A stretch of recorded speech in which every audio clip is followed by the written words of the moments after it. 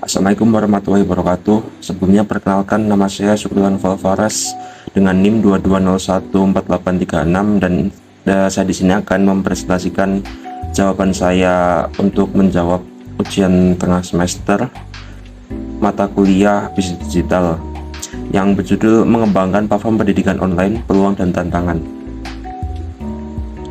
Dan berikut ini adalah list dari konten-konten yang akan saya paparkan di presentasi saya ini. Yang pertama ada pengenalan, yang kedua tantangan utama, yang ketiga menentukan kebutuhan belajar dan preferensi pengguna, yang keempat strategi untuk memastikan kualitas konten, yang kelima memanfaatkan teknologi AI atau analisis data, yang keenam fitur interaktif untuk meningkatkan keterlibatan pengguna, yang ketujuh strategi penetapan harga dan aksesibilitas, yang kedelapan langkah-langkah memastikan keamanan data pengguna, yang kesembilan mengukur keberhasilan platform dalam memberikan nilai tambah. Sebelum masuk ke poin-poin yang akan saya paparkan nanti, saya akan mengeluarkan pengenalan dulu. Dalam era digital yang semakin maju, platform pendidikan online telah menjadi salah satu inovasi paling signifikan dalam dunia pendidikan. Platform ini memungkinkan akses ke berbagai jenis pembelajaran dari mana saja dan kapan saja, sehingga memudahkan siswa dari berbagai latar belakang untuk memperoleh pengetahuan tanpa batas geografis.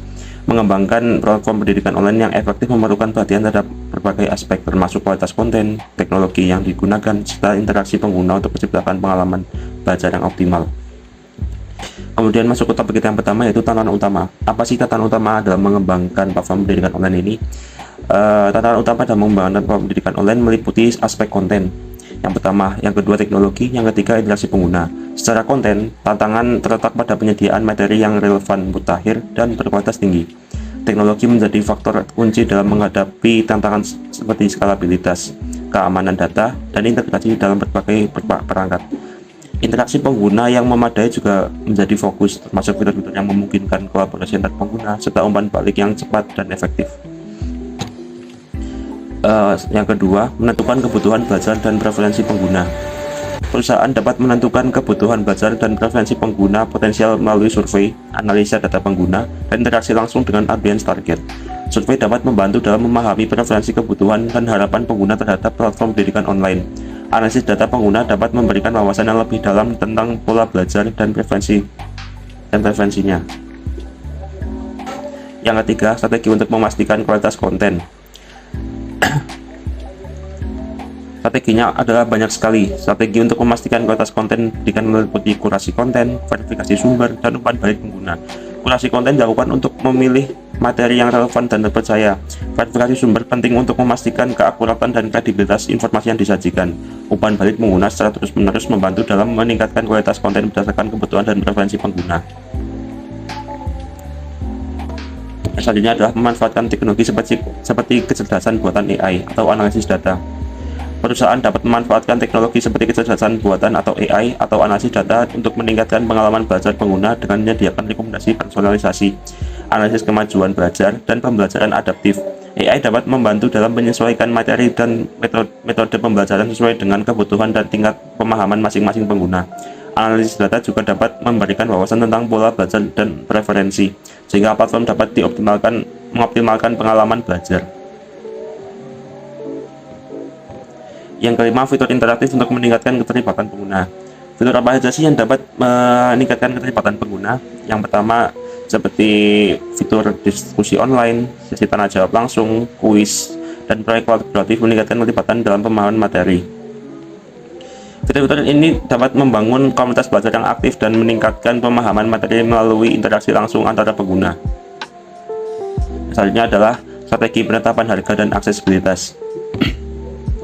Perusahaan dapat mengembangkan strategi penetapan harga yang sesuai dengan menerapkan model bisnis fleksibel seperti langganan bulanan atau pembelian khusus individual, dan lain-lain.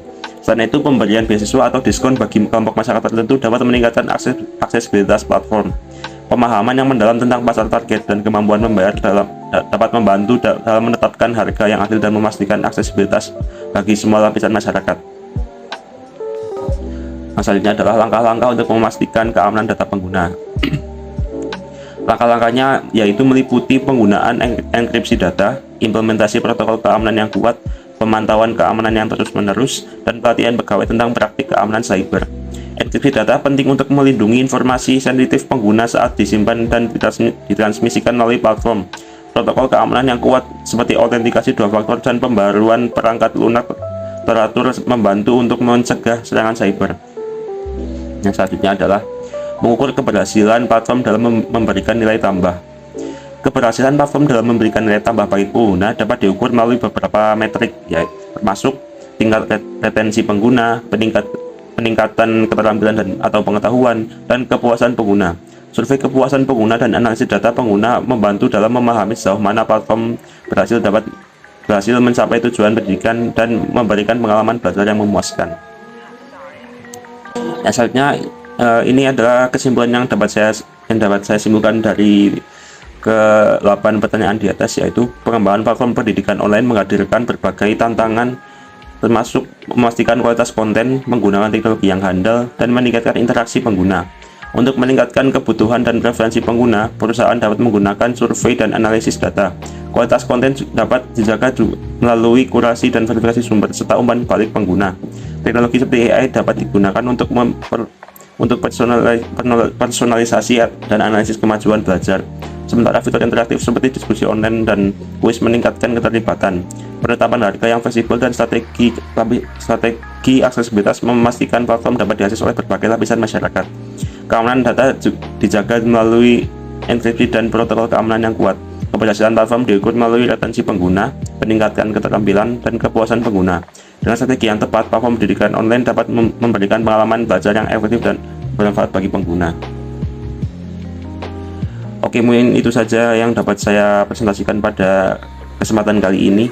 Untuk link YouTube-nya bisa kalian copy di atas saja, karena saat saya merekam video ini saya belum upload ke YouTube. Oke, dan terima kasih. Wassalamualaikum warahmatullahi wabarakatuh.